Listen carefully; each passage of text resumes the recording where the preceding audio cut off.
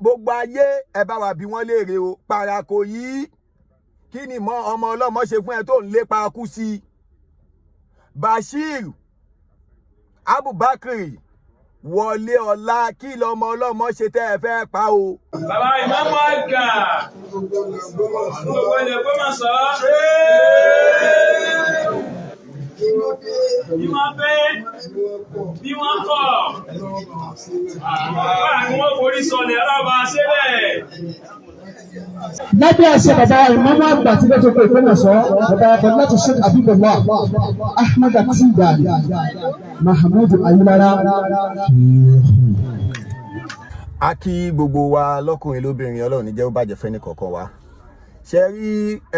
lórí ọ̀rọ̀ bàbá wa Imam gbogbo ìlú Ogbomọṣọ Ṣéhù, most a máa wò pé tí Kàbísọ́nra ṣe le tó báyà yóò lè, torí tá a bá tètè ń pariwo fẹ́yìn èèyàn ọ̀tọ̀ ni táwọn èèyàn máa sọ. Ọlọ́run má sì jẹ́ kí ohun tá ò rò kó ba ohun tá à ń rò jẹ́. Ṣé rí àwọn pípù yìí, à ń sọ fún yín pé ìyìn tí wọ́n ń gbà lérò lórí ọ̀rọ̀ Imam Ogbomọṣọ ó le ju táwa ń wò lọ o. Gbogbo táwa ń wò lójú ayé tá ní kinní kan kò ju bẹ́ẹ̀ lọ, ó ju bẹ́ẹ̀ lọ o. Okay, ẹ jẹ́ ká wo ìyìn tí àkọ́kọ́, ẹ jẹ́ ká tiẹ̀ kọ́kọ́ gbọ́ ohun tí Habibu tó sọ níbi program kan tí wọ́n ṣe ní àná, bóyá fìdáwò náà, I don't even know, ẹ jẹ́ ká wò ó. torí ètò tó sún lábẹ́ àṣẹ bàbá Imam àgbà tí ló tó pé Ogbomọṣọ bàbá Basheer Abubakar Ahmed Atidani Mahmoud Ayulara. bàbá Sítù Sani. Lẹ́yìn náà ẹ gbọ́ ohun tí Habibu sọ, ẹ ti mọ̀ wípé wọ́n ń lépa ìmọ̀ọ́mù lóríṣiríṣi ọ̀nà. A sì ń sọ fún wa, gbogbo wa sì ń bú Kàbísọ́nra torí pé a fẹ́ kí ohun tó ṣẹlẹ̀ sí Mohbad, a fẹ́ kó ṣẹlẹ̀ sí bàbá wa Imam gbogbo ìlú Ogbomọṣọ ni. Ó ní ò ní jẹ́ ká sinmi dìgbà tán bá tó sinmi. Now wọ́n ń pe ọmọ kan ní Basheer Abubakar wọlé ọlá, òun ló ṣe MC níbi tí Habibu ti lọ ṣe program lánàá. Nínú ẹ jẹ́ ká tiẹ̀ gbọ́ ohun tí ọmọ yẹn sọ. lábẹ́ àṣẹ bàbá Imam àgbà tí ló tó pé Ogbomọṣọ bàbá Basheer Abubakar Ahmed Atidani Mahmoud Ayulara. Now ẹ wo ohun tọ́mọ yìí sọ, ṣé kò ti against the rule of law kéèyàn máa sọ wípé Habibu ni odindi ṣífù ìmọ̀ọ́mù gbogbo ìlú Ogbomọṣọ nígbà tí Sheikh Dr. Tola Yunus Ailara II àwọn ni the grand chief imam of Ogbomọṣọ land. Now ọmọ Basheer Abubakar wọlé ọlá yìí wá ń sọ wípé Habibu ni ìmọ̀ọ́mù gbogbo ìlú Ogbomọṣọ. Now lábẹ́ àṣẹ bàbá Imam àgbà tí ló tó pé Ogbomọṣọ bàbá Basheer Abubakar Ahmed Atidani Mahmoud Ayulara. tí wọ́n bá wá competition àbí tí wọ́n gbé, ṣé mọ̀ pé gbogbo wa iná làwọn máa tún sọ wípé wàhálà wọn pọ̀, kò sí ohun tó ń jẹ́ ká ṣe bẹ́ẹ̀ ni pé wọ́n ti plan gan o. Ẹbí wọn léèrè nígbà kan, gbogbo àwọn tá a bá ń gbọ́rọ̀ yóò yẹ kó ti yé wa tá a jẹ́ mùsùlùmí tí a sì súnmọ́ mọ́sálásí ọjà Àgbó. Ó ní mọ́tò kan jeep ni, a kò déédé wá ní alẹ́, a wá da nǹkan sílẹ̀, a sì lọ. Ó ṣe lọ́jọ́ kìíní, ọjọ́ kejì, ọjọ́ kẹta tí wọ́n fẹ́ mú ó sá lọ. Àtìgbà yẹn ni kò ti wá sí mọ́sálásí ọjà Àgbó mọ́ torí pé wọ́n ti ka. Ṣé kò rí bẹ́ẹ̀? Ẹbí wọn léèrè àwọn wo ni wọ́n rán gbà náà, látara àwọn ohun tí wọ́n ti dà sínú mọ́sálásí ọjà Àgbó là ń sọ yìí o. Mọ́sálásí ọjà Àgbó yìí níwájú ibẹ̀ nígbà náà, ó ní ohun tí wọ́n wá ṣe síbẹ̀, tí wọ́n wá gbé ẹbọ, tí wọ́n wá pa ewúrẹ́ dúdú síbẹ̀. Ṣé bí wọ́n ká wọn wípé wọ́n sá lọ náà ni. Now Abubakar Basheer wọlé ọlá wa ń sọ wípé ìmọ̀ọ́mù Habibu ni ìmọ̀ọ́mù Ogbomọṣọ. lábẹ́ àṣẹ bàbá Imam àgbà tí ló tó pé Ogbomọṣọ bàbá Basheer Abubakar Ahmed Atidani Mahmoud Ayulara. Ṣé bàbá wọn bá Gandhi Afọlábí Orúmọ Gẹ̀gẹ̀ ṣé wọn ni wọ́n rán ẹ níṣẹ́ irú eléyìí? tó bá wá pè ẹ́ lọ sí court ẹ máa wá ṣe mẹ́mẹ́ ẹ máa wá ní ẹ̀fẹ́ bẹ̀ lórí social media padà kò wá lè dùn mí torí pé kí ni Parakoy náà ti sọ bẹ́ẹ̀ rí lára àwọn fídíò tí Parakoy fi sọ bẹ́ẹ̀ rí náà ni mo ṣe sọ wípé Parakoy ó ti lépa ẹ̀mí Imam Ogbomọṣọ gan o lára ìlépa ẹ̀mí wọn náà ni tó fi sọ́ngbà náà pé kò ní bá wa gbénú ìlú yìí lára ìlépa ẹ̀mí wọn ni gbogbo àwọn ìwà burúkú tó ti wù sí wọn ní kọ̀rọ̀ lára ìlépa ẹ̀mí wọn ni gbogbo pé wọ́n lọ ń pa ẹran every Friday nítorí ọ̀rọ̀ mọ́mú gbogbo ìlú Ògbómọ̀ṣọ́ kódà wọ́n tún ṣe àtá tí wọ́n ń fi ọ̀bẹ gbígbóná sínú ọ̀n fi ọ̀bẹ sínú iná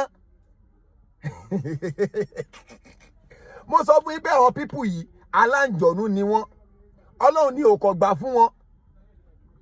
àtá ẹ wo Kọ́dírì bóyá Yusuf àbí nǹkan kan tó ti fún mi ìmọ̀sọ́ ni mẹ́ tó máa ń pè ọ̀rọ̀ kù tó pọ̀ ẹbí léèrè àwọn tó fún níná kàlẹ́ àǹjọ̀nú àìmọye oríṣiríṣi ni wọ́n ti sọ fún mi tó jẹ́ pé àǹjọ̀nú ni wọ́n ń pín lẹ́tẹ́ bá wo ayé Kọ́dírì ẹ̀rí pé ayé ò balance kò sí ohun tí yóò jẹ́ káyé ẹ̀ balance torí pé àǹjọ̀nú ni wọ́n ń sà ẹ̀gbọ́n rẹ̀ Jamiu Ọládayọ̀ tó wà ní Kaduna tẹ́ bá wo ayé ẹ̀ náà ẹ̀rí pé ayé wọn ò balance torí wípé kí ni àǹjọ̀nú ni wọ́n ń pè lójoojúmọ́ so kọ́lọ̀ ń kójọ kó ṣàánú wa Parakoy ẹgbọ́n tí Parakoy sọ lórí ọ̀rọ̀ yẹn pé ìmáàmù gbogbo ìlú Ògbómọ̀ṣọ́ rẹ̀ inshallah ń wà lẹ́yìn alábòsí ni.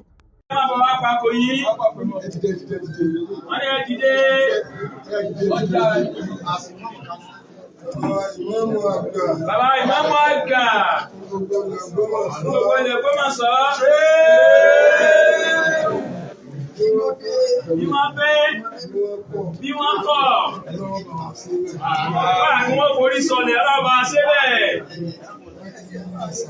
bàbá Imam àgbà tilẹ̀ tó Ògbómọ̀ṣọ́. Parakoy ó ń fi àìmọye nírọ̀lẹ́ ni wọ́n ń pa ẹran nítorí ọ̀rọ̀ mọ́mú gbogbo ìlú Ògbómọ̀ṣọ́ kọ́ wá fi Kùránì búra ṣe ọmọdún kọ́ búra lọ ọmọdún kọ́ gbéra wọn ṣépè lọ pé bóyá wọn ò ṣe bẹ́ẹ̀ àìmọye ìwà burúkú míì tó ti wù náà ìwà yẹn ò tó wọn ẹgbọ́n tàbí ìbù ń sọ ẹ̀rí pé àbí ìbù bí èpè ló máa fi ń sọ̀rọ̀. tara wọn téèyàn kan parọ́ fún yàn àbí tí ń tọ̀hún náà parọ́ fáwọn kan àtẹni tí ń parọ́ fún yàn àtẹni tí ń parọ́ fún èèyàn ó ká ẹni tí ń ṣe náà ti mọ̀ pé irọ́ ni ẹni tó fẹ́ fi irọ́ tó fẹ́ fi ìlú Ògbómọ̀ṣọ́ lórí pẹ̀lú irọ́ tí ń ṣẹ̀ṣẹ̀ wá ń sí gbẹ́rẹ́ sọ́rùn yóò padà ká lọ́rùn ní kí n ṣe bóyá ọ̀rọ̀ wọ̀ inshallah bó ti ṣe rí nìyẹn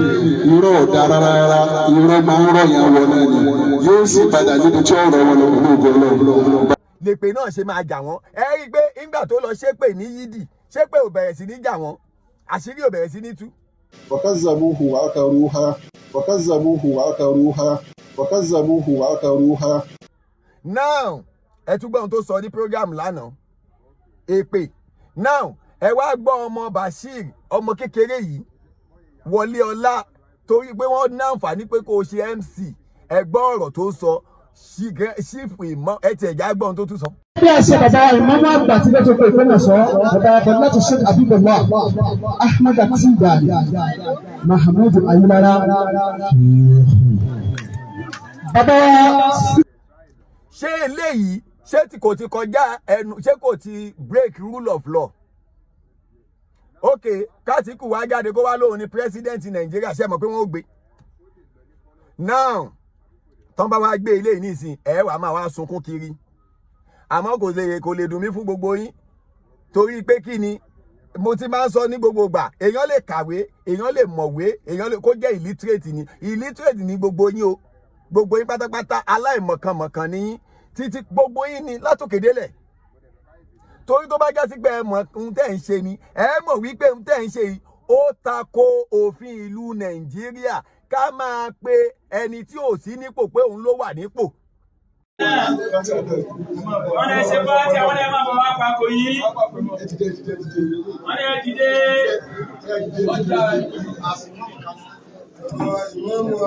bàbá Imam àgbà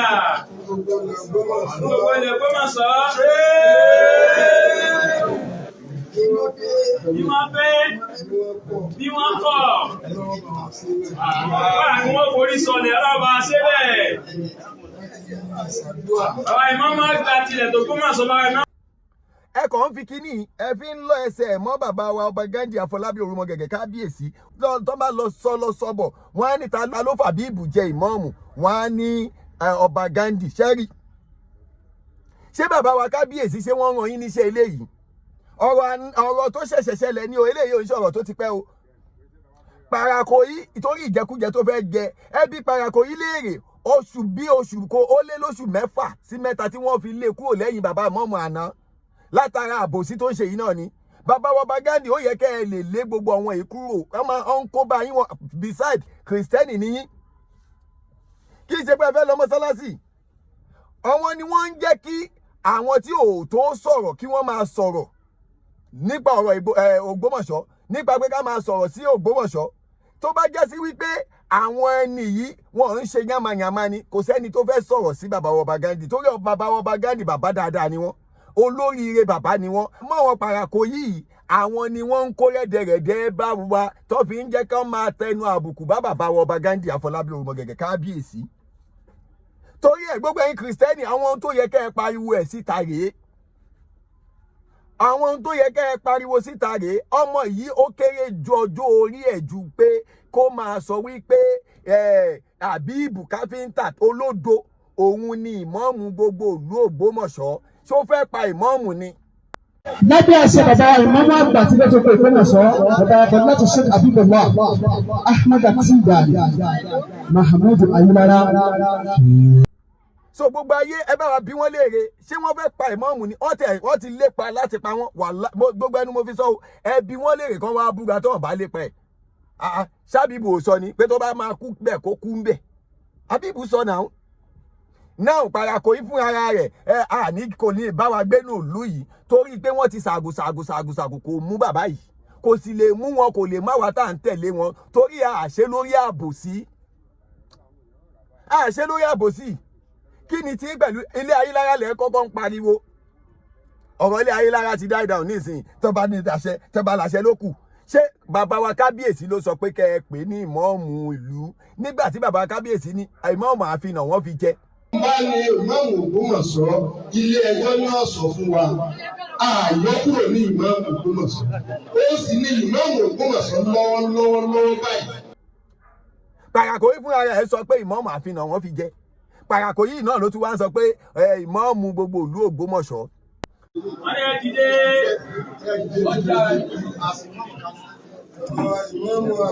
Bàbá Imam àgbà gbogbo ilẹ̀ Ògbómọ̀ṣọ́ bí wọ́n fẹ́ bí wọ́n kọ̀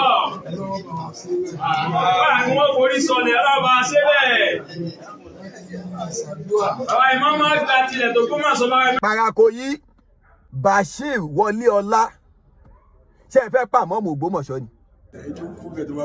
wọ́n bá kú bẹ́ẹ̀ lóyèlé ti tánu oyèlé ti tánu bá kú bẹ́ẹ̀. ṣé ẹ fẹ́ pa gbogbo ayé ẹ bá wa bí wọ́n léèrè o Parakoy kí ni ọmọ ọlọ́mọ ṣe fún ẹ tó ń lépa kú sí i. Basheer Abubakar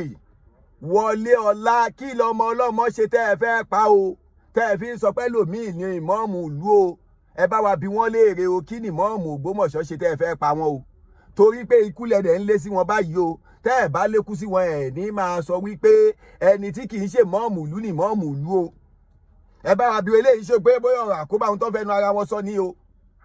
torí ẹ gbogbo àwa tá à ń tẹ̀lé òdodo ẹ jọ nítorí tọlọ́run ẹ bá wa ṣí ẹ kó kan àwọn tó yẹ kó kàn lára kódà tó bá lè kan bàbá wa ọba Ghandi Afọlábí Orúmọgẹ̀gẹ̀ kábíyèsí lára ó dáa púpọ̀ káwọn náà lè máa mọ ohun tọ́wọn ẹni yìí ń ṣe tó fi ń kó bá wọn tí wọ́n fi ń sọ tó fi ń jẹ́ káwọn èèyàn máa sọ̀rọ̀ àbùkù sí wọn kán lé wọn kúrò láàfin kò sí ohun tó ń ṣe láàfin mọ́ àbòsí ni wọ́n wá ń ṣe láàfin àga Parakoy ò sí nínú ààfin ẹnu ọ̀nà ààfin níta ló wà mẹ́sẹ́ńjà ní Parakoy kí ló dé tí Parakoy fẹ́ máa ṣe bí ìmọ̀ọ́mù ìlú kí ló dé tí Parakoy ń ronú kí ìmọ̀ọ́mù Ògbómọ̀ṣọ́ ó kú kí ló dé tẹ́ ẹ wá tún ràn wọ́n ọmọ pé kí wọ́n máa ronú kí ìmọ̀ọ́mù Ògbómọ̀ṣọ́ ó kú gbogbo ayé ẹ bá wa bí wọ́n léèrè so kọ́lọ̀ kójọ kó má ṣàlàyé ṣàánú wa kọ́lọ̀ má ṣàlàyé dúró ti wa Kabisora TV mo sì ń sọ ní gbogbo ìgbà àwọn ó máa tú àṣírí yín ẹ̀yin ó máa bá yín tú sáyé